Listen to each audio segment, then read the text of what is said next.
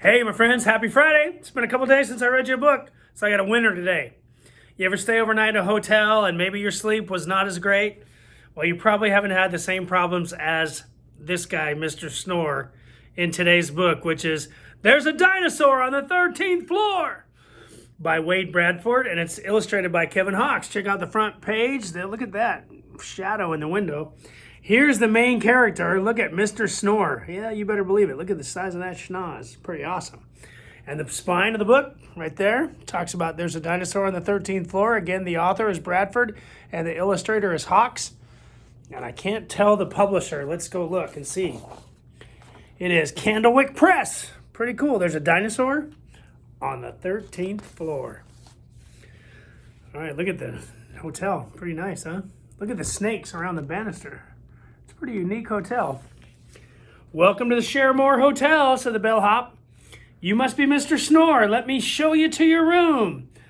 Oh, the sooner the better, said Mr. Snore.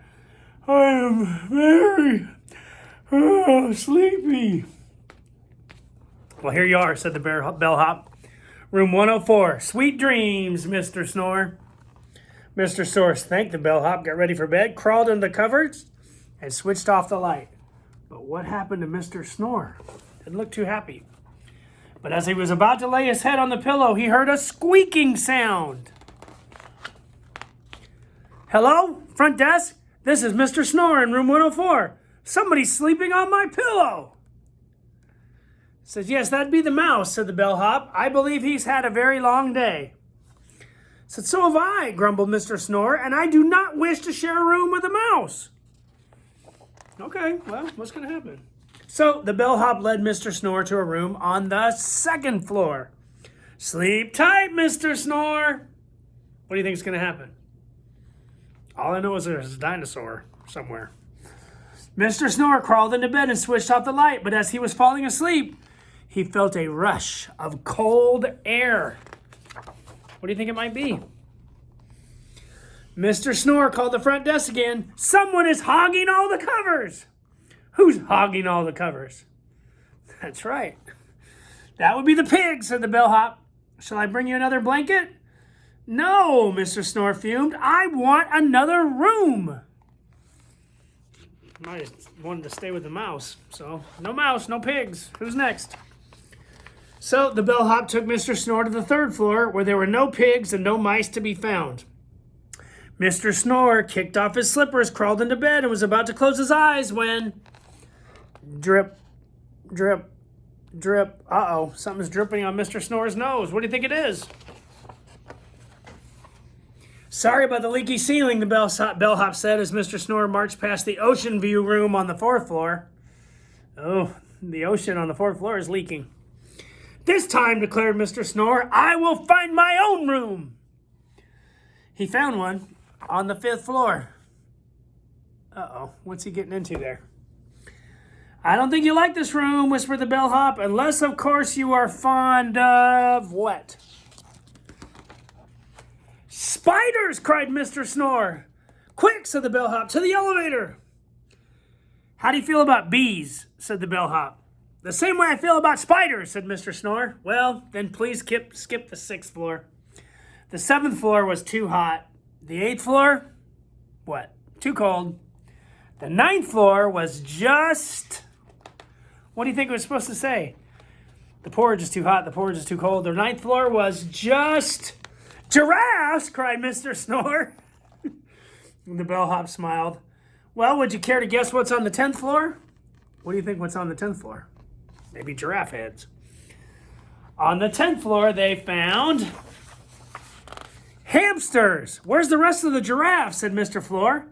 Oh, on the 11th floor, said the bellhop. I tricked you. Look, there's the giraffe neck going all the way through the hamster cage. Look at all those hamsters. They're having a lot of fun. Then I will stay on the 12th, said Mr. Snore. So they went to the 12th floor. Hey, it's empty, said Mr. Snore. No one ever stays here, said the bellhop. Perfect, said Mr. Snore, and he laid down and shut his eyes. It does tend to get a bit noisy, the bellhop warned. But Mr. Snore was already fast asleep. And here it says, stomp, stomp, stomp. Gurgle, gurgle, swish, swish. What do you think's happening? Who's on the 13th floor? Remember the title of the book? Mr. Snore rang the front desk. I cannot sleep with all this noise. I'm going to find a room on the 13th floor.